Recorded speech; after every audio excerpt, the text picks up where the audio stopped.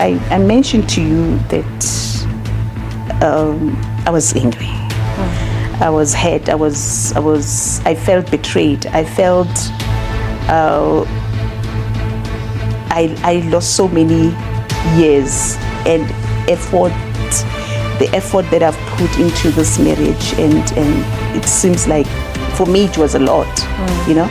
So I was very angry, and you know, by the grace of God, He brought a lot of people. I had a lot of support. He brought people to teach me a lot of things, and you know, I had an impression that forgiveness is. Milan, and welcome to Tea with Me. My name is Nomzamo, and on this channel we discuss all things parenthood, forgiveness, healing, and self-discovery. If that sounds like your cup of tea, please remember to share, like, and subscribe. On today's episode, we'll be talking about forgiveness. When we get married, most of the time, or at least all the time, I hope, you envision a full ever after, happily ever after. You envision trials and tribulations, ups and downs, health issues, all sorts of things. But one thing that we all pray we never have to experience is betrayal. So what happens when you get betrayed by the one person who promised to love you through thick and thin, who promised to take care of you, who promised to be there to walk this journey of life with you? Today I'm sitting with Kate. She's going to share her story with us. We're going to hear about her journey to forgiveness, if she ever got to that destination called forgiveness, and how she navigated till there. Thank you so much for joining me, Kate. Thank you for having me. So let's start at the beginning. Tell us a little bit about your journey. Oh, my journey. We met with my husband. We met in varsity 20 years ago, and yes, and we were inseparable. We were in love, and I noticed that the one strength that we had, our relationship had, was our background was almost similar. We came from a Christian background, so we understood, you know, a whole lot of things together. We would share a lot of things. But then, after 3 years in the relationship, I fell pregnant. And now things changed. Things meaning I had never even thought of marriage. Not that I didn't love him, I did, but we had never, you know, discussed it, yes. So we were just enjoying being boyfriend and girlfriend. And now the pregnancy, you know, changed the whole, you know, thinking, because now you have a child coming, and now you have to think of their future. So I come from a very strict family. So he knew very well that he was going to have a problem, even, you know, visiting and all that. And we sat and discussed it.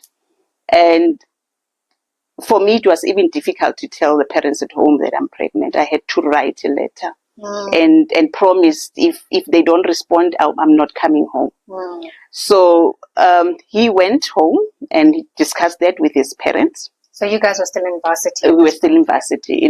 During holidays, he went home, spoke with the parents, and he came back and said the parents are expecting my parents to do, you know, traditionally they have to write a letter. My parents have to write a letter to, you know, come for discussions around the pregnancy, but for the damages and yeah.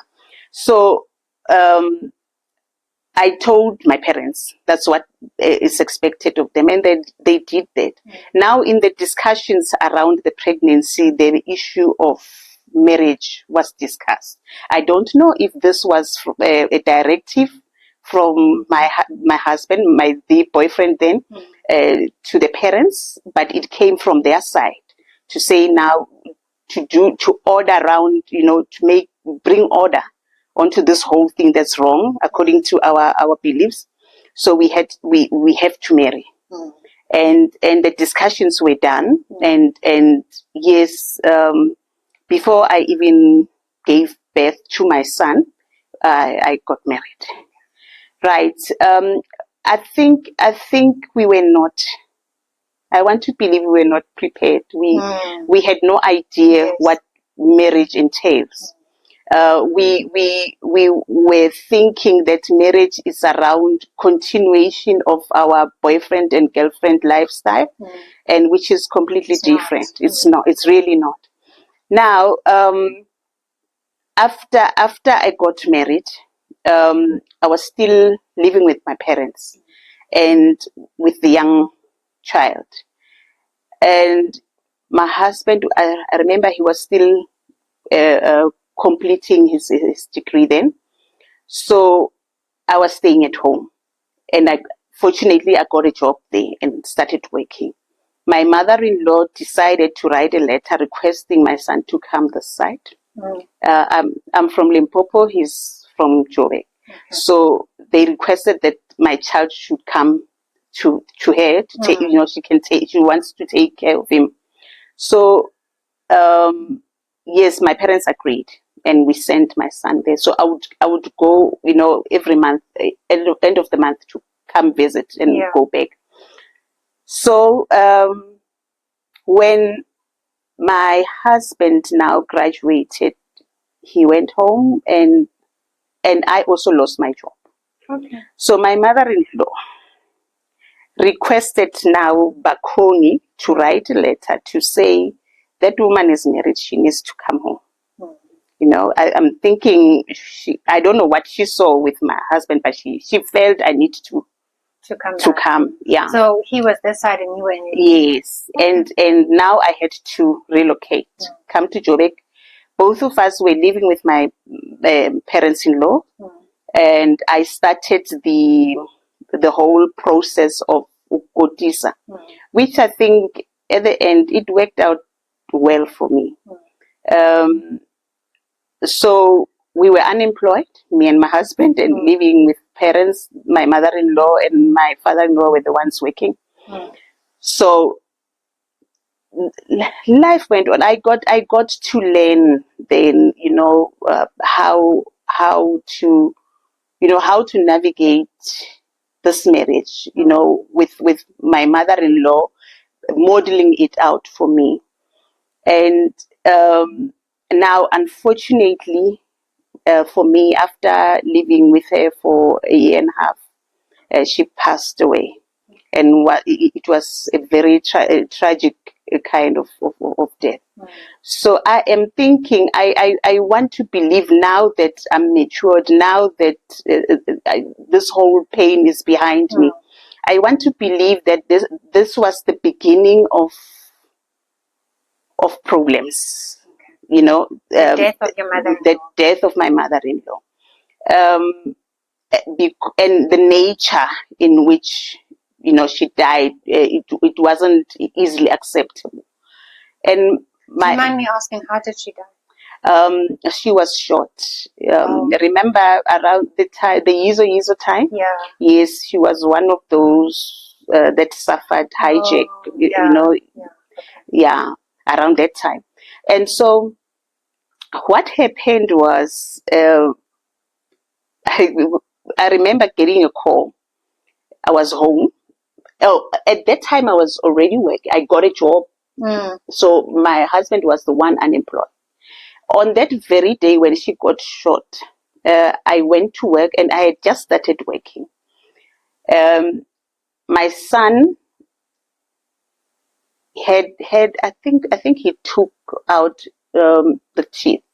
And at crash, they requested that he stays home because he was irritable. Yeah. And my mother-in-law requested that she would take my son with to work, but I can go back to work. And I said, no, I can't. I had just started working, but I did disclose that I have a son. So they will understand I'll stay at home. Yeah. That was God's will. Because on that very day, that's when she got shot at school. she was going to be shot in front of my son or something like that. And we got a call with my husband that your mother is lying here and she has been shot, come urgently. And we went there. The scene wasn't nice. It was traumatic. It was traumatic. Now with guys, you are expected to be strong. I'm thinking that could have been the beginning of destruction for him. Because after the death, my husband became something I did not know. I was living with a monster. And before our routine would be, okay, we are there during the week, and Sundays we'll all prepare ourselves to church. You know, the whole family will go to church. It's the norm. But now, after my mother-in-law's death, he started living his own life. He's out partying late nights, and he became very active in his political party, and they will have, you know, never-ending meetings and conferences, and he's forever busy. Are we going to church? No. I have a meeting on Sunday. I remember even making a joke to say, Kanti, in your party, and there aren't any Christians, so why are you going to a meeting on Sundays? And it was like a joke, and he just laughed it out and, you know, continued with his life. And he's still not working. He's still not working. I'm the one working. And I am working very hard. You know, very hard in a sense that I would even work on Saturdays, do overtime so that I'm able to manage, you know, the needs at home. And in during the periods, you know, around him volunteering for this political party, he got something that they were attending what they called political study, something like that. And at that time, because of, you know, what I had learned, I think that was God allowing me to learn weapons, you know, on how to handle whatever that was to come from my mother-in-law. She used to be a very, very prayerful woman, and would be sleeping and she'll be pacing, you know, along the corridor praying. And I was wondering, when is this woman going to sleep? I am not used to this kind of life, you know. But then when my turn came, no one told me what to do. I knew exactly what I need to do. So she modeled that out for me very well. So when I'm trying to, I want to cover, you know, the part where when he was studying when he was at political school, I had decided then, because I had been, you know, I decided to make sure spiritually I'm strong. So I studied, you know, I went to Bible school studying, and I decided I am no longer going to use my car to work, and I used the bus, and so I would teach the Bible in the bus, and then in the afternoons he would come and fetch me, and then he got an opportunity to use my car to attend the Bible, the political school. Right, and one other day in the afternoon when he is coming to fetch me, and I noticed those earrings, you know. Oh, and no, we have a lift club, and so the lady that's part of us forgot her earrings in the car. Oh, okay. And the next day, it's braids. The fallen, at my feet now. How? And then, and I brushed it off. Now the third time, I couldn't take it anymore. There was prescribed spectacles now. And I said to him, you know what? This is my car. And if you can't respect it, then I have a problem. Yeah. I took the spectacles. I was very angry. I took the spectacles and broke them. And I said, the owner should come and explain to me. Because I'm fed up now. I'm getting a whole lot of things in my car, in my own car, and I don't understand what's happening. And he got angry. I think he felt that he got caught. You know, and the only way was to retaliate. Yeah. And he decided he's leaving. And fortunately for him, after the political school, he got an opportunity for a learnership, which gave him a stipend. Okay. And he even, when he was about to leave, he said, I got a job and you don't even deserve a cent. Wow. Yeah, from me. After you've been supporting him? After I've been supporting him for years. Wow. For years. Okay. And so you don't even deserve my money. And he left. Do you think you ignored red flags because you wanted to believe that this can't be happening? Look, I don't think I ignored. I did not ignore, but I did not have a way to handle it. But when this pain came one after the other, and that's when I felt now I'm bursting. That was the reason behind me breaking even the spectacles, you know. And yes, I got to realize that all this time with all these conferences and stuff, because there's been, he would tell you I'm going to a meeting and you'll come back drunk. He will tell you I'm going to a conference, he will come, you know, drunk. And so I then got to realize that this drinking and this forever meetings, and so it means it's conferences with breasts. Yes. You know, he was going out with women and you know, and with me staying at home, I'm thinking someone has gone to a conference, you know. And now, of course, it came to, you know, I was made aware that yes, there is a woman behind, and it's someone from the political party that, yes. So he left home. Wow. And I remember it was a Sunday, and Sunday somewhere in May, I think 9th May, it's Women's Day. Coming from church, now I'm preparing lunch, and I get a knock from the sheriff of the court on Sunday. Okay. And he's here to deliver divorce summons. Wow. Yeah. On Mother's Day. Wow. Yeah. Okay, so how long between him leaving and the summons? It didn't take long. I remember he left, it was beginning of December. Yeah. But he had left, but he would come, you know, on a daily basis with excuses as coming to see the kids and stuff. At that time we had 2 sons. Okay.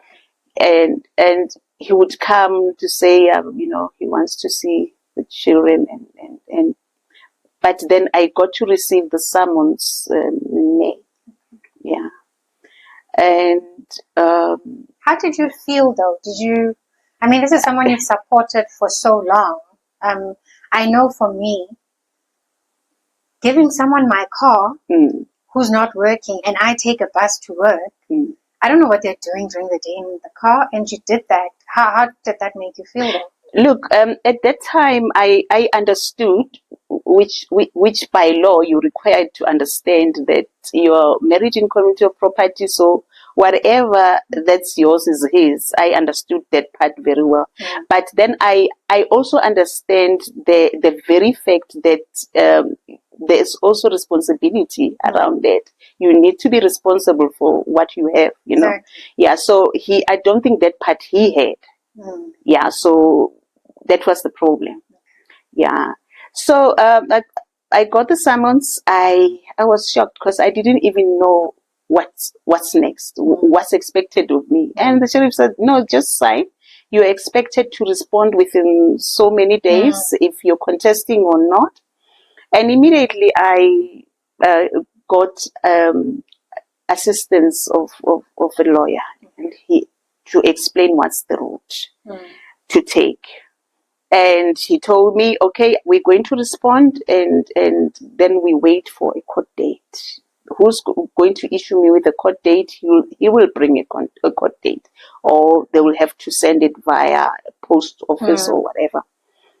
And there was drama around that. Yeah, which I got to realize later that this is the strategy that people used when they divorced. He did get the court date, and he sent it through the post office. Remember, this guy comes home every morning, and when I leave for work, he's here. He's at home. So he received the Does the car still? No, the car is with me. Okay. The car is with me. Fortunately for him, the girlfriend gave him a car. Oh, okay. So he was using now the medium car. Yeah. So he would come in the morning, and unfortunately for me, he got to receive the court date himself, and I don't know what he did with it, but I did not receive. And now here am I'm sitting at home. I'm waiting for the court date that I was told I would get, and I'm not receiving. It was a Sunday afternoon. I decided after lunch I'm going to visit Miss Fihla. She's my prayer partner, and she has been my pillar around that time. And I went to Miss Fihla's place, and we were praying together, just sharing. She also she was going through similar problems as me. So we were able to help one another, strengthen one another, and we would pray. And on my way home, I meet a friend of my husband. And this friend says to me, "Good luck for Wednesday." What's happening on Wednesday? No, the guy said to me, "You're going to court, and he's going to get his divorce decree on Wednesday." I said, "Oh, okay. No, thank you." And I went home. Monday morning, when I got to work, I now phoned my lawyer and said, "I got this kind of news." And he says, "You know what? You don't sit on that. You don't sit on that, because if it happens to that happens to be the truth and you're not there, they're going to give him by default. Yeah. So rather, come to me, I'll give you a letter. A letter will state, you'll give it to the judge. It will state that you have not received the court date. So come to me." And I went to him, and he gave me the letter. And I went to court and realized, yes, it's there. Yeah, it's there. And we sat. Unfortunately, what he was expecting didn't happen. Yeah. And it was postponement after postponement. And I think the madam got fed up. Yeah. Yeah, and decided to part ways with him. He came back home. I don't know what was his decision then. He came back home, and it took a while for us to reconcile, because it wasn't just okay, now you're back, now we move from here. Yeah. So he came back home. It took him a while, but we at that time, with all the support I was getting, especially from people that were around me, I was taught a lot about forgiveness. I thought that forgiveness is me exempting the guy from what he has done.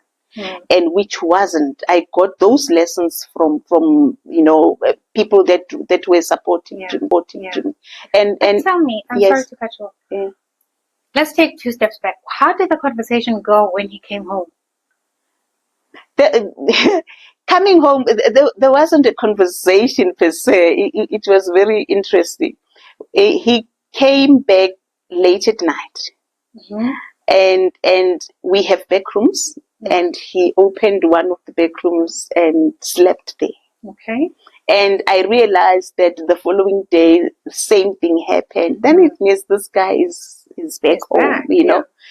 And now, remember, you're in the back room. There's no food. Then he will go into the kitchen, make himself food, you know.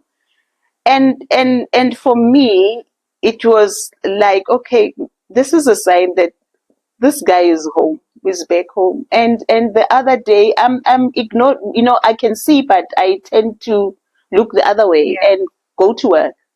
And then the other day, I realized, no, he's been even in my bathroom. He has even taken all his dirty clothes into, you know, my washing basket. And so you must now do his laundry as well. I think that was a sign, but that was a sign that I need to, but he hasn't communicated that to me. Yeah, it took, I think, a week or two of that drama of I'm trying to. I'm suspecting he wanted to, he was testing the waters. He wanted to see how I would react, and he wasn't getting any reaction from me. Whether I'm cold or I'm hot, he didn't get. You know, it took a while, and I got then to realize that then it means we need to sit. We need to sit and discuss what's happening.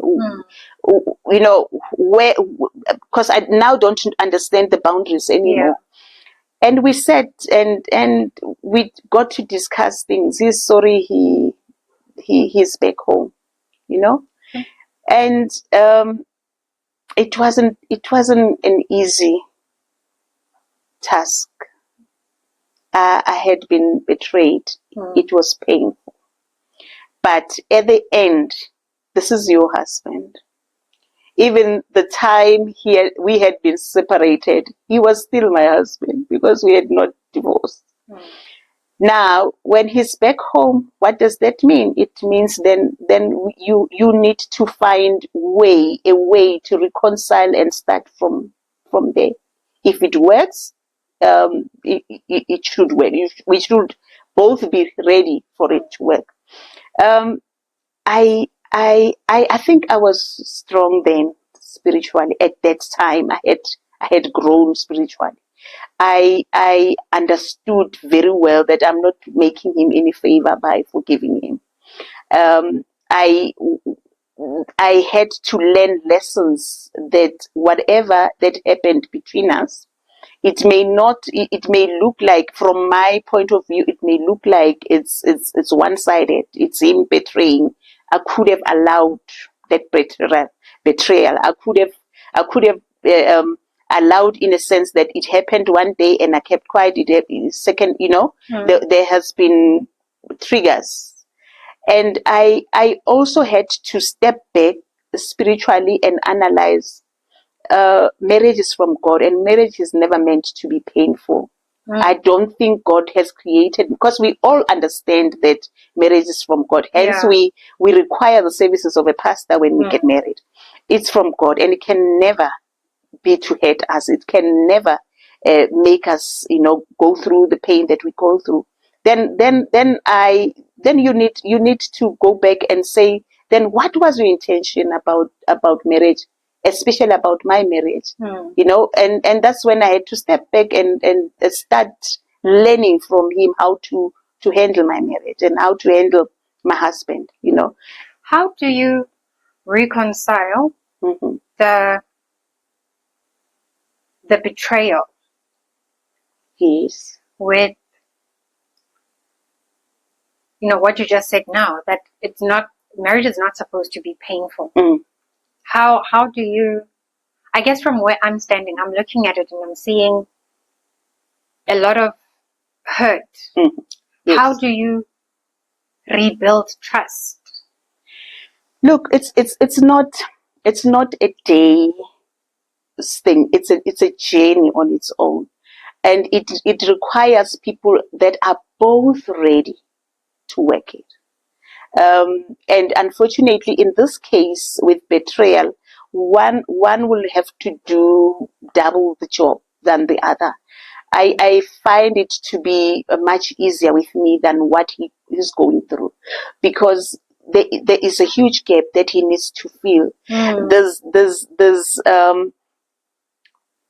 milestones in his children's lives that he has missed. I remember in that period, my son had learned driving, something that he would have enjoyed, being part of it, but he didn't. I had to do it. And he met my son on the road, driving, and I also felt this was supposed to be your your glory. You were supposed to enjoy it, but you didn't, and so he had to work twice as hard. But there are lessons to learn in the process for both of us. And somehow I tend to sit back and realize that with the betrayal and the pain, certain things were meant to be, because they were lessons for him that when he came back, I realized now he's becoming a man. Now certain things that I didn't even enjoy, before he left, I'm starting to enjoy. He's starting to take his responsibility as a husband, and I'm seeing it completely. I'm not saying we are perfect now, but we all understand our role, in this whole picture. And we all committed to do my 100%. He does his 100%.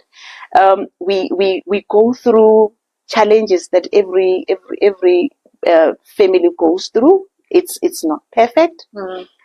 We go through that, and we are even able to touch base on what brought us together in the first place, to say, because now we don't have food, then God will provide. That was our motto when we were in varsity, and now we are back to discussing such things. I think that it could have never happened if God wasn't part of it. Because we are now grandparents to beautiful grandkids, and we are enjoying our time, now as grandparents, which I think would have been lost if we never have to sit, come back and bring sanity for both of us, to say, okay, we have messed up, and now how do we navigate this road from here on? Have you forgiven him? I have, believe you me, I have. It's forgive him, as in, I don't want you to look at forgive him as in I'm saying I have nullified everything that he has done. No, I haven't nullified that. What I did was remove myself from the pain, and look at him as my husband. Yeah. And I'm thinking he has also detached himself from the pain itself. I don't know how. That is between him and his God. Yeah. Yeah. And if there were lessons that he needed to learn, that's also between him and God. But I see a marriage now. I see something that I can enjoy, working with, because it's lessons every day. It's lessons every day. Yeah. And your kids, how do they view him? Because you said you've got two boys. Yes. The two boys saw their dad leave. They saw their dad coming back. They saw their mom accepting that dad came back. How do you think this affected them? Look, that brings tears, because we never get to realize that when we divorce, it's not two people taking their own ways. It's its children also going through pain. Yeah.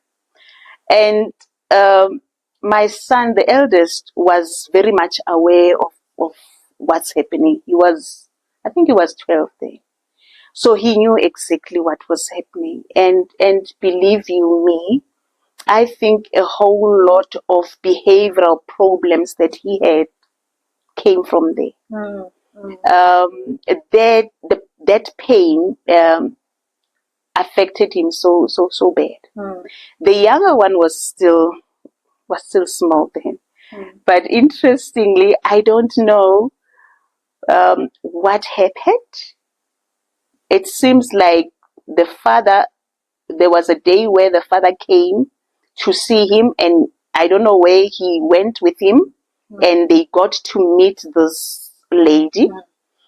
And now, after our reconciliation, this lady happened to speak on TV, and my son could recognize the face, but he was unable to remember very well. And he says to me, "Mommy, is this your friend?" I know this woman from somewhere. Is she your friend? And you know her. Hey, I know her. My husband is there watching also, and it's very it becomes awkward every time. And he was looking down, and I said, "Yes, it's my friend from varsity," and I just said that. So he was still very young. There was also at that time we were living with a relative of theirs, of my husband. She's a girl. She was in matric then when this happened, if I remember well. She didn't take it well. The reconciliation. She felt the guy doesn't deserve it. And I had to, sit her down and, explain what dead means. It doesn't mean that he's been exempted. It means that he's supposed to be the one suffering, not me. Yeah. Okay. I can't imagine it, and I guess that's why we're having this conversation. I can't imagine the amount of pain you went through.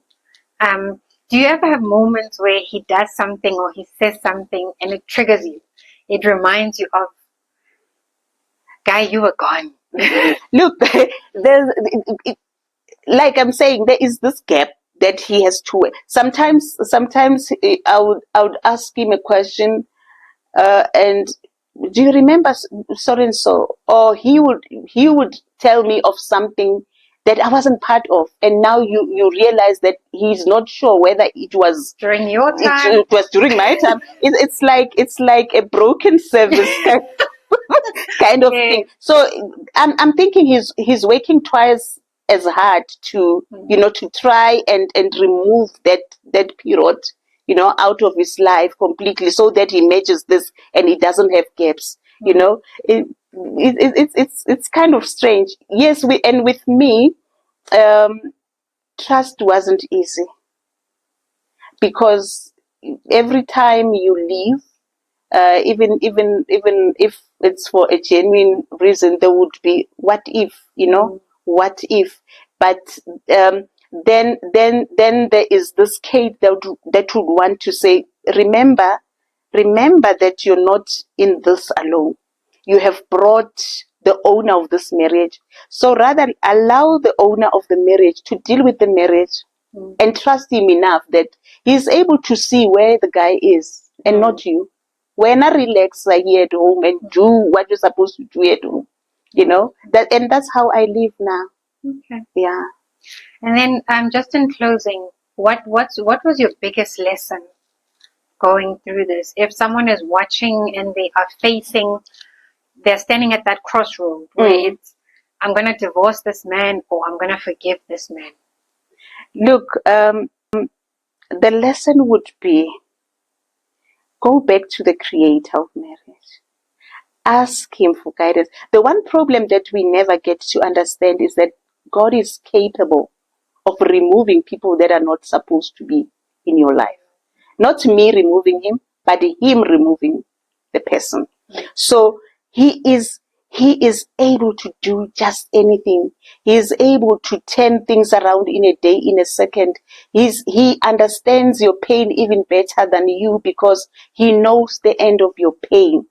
So my really lesson that I can give to anyone that decides to get married, the very way you understood the importance of God, walk this journey with him. And things will be easy, because when it's time to cry, you cry to God, and he hears, and he, there's a scripture in the Bible that says he collects our tears. So he sees your tears, and he understands the pain that you go through. So if you go through to him, as you are, he's able to help. And never try to change a person. Yeah, that's another thing. Never try to change a person. He won't be changed. No. You can't change him. But what you can do is you can easily say to God, this is what kind? What kind? Yeah. Yeah. Okay, Kate, thank you so much for sharing your story with me. For me personally, the person that I am, I think you are so strong. I don't think I would have been able to do what you did. I don't think I could ever be as forgiving as you are. I can only learn from you. I can only hear what you have to, what you have to share. But I am hopeful that your story has brought some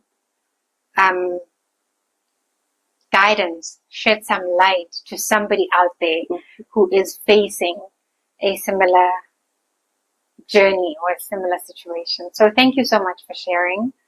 And to everyone watching, thank you so much for joining us. And again, please share, like, and subscribe. And we will see you in the next episode, when we will be sipping tea and talking about all things forgiveness, all things parenthood, all things healing. Thank you. Bye. Bye.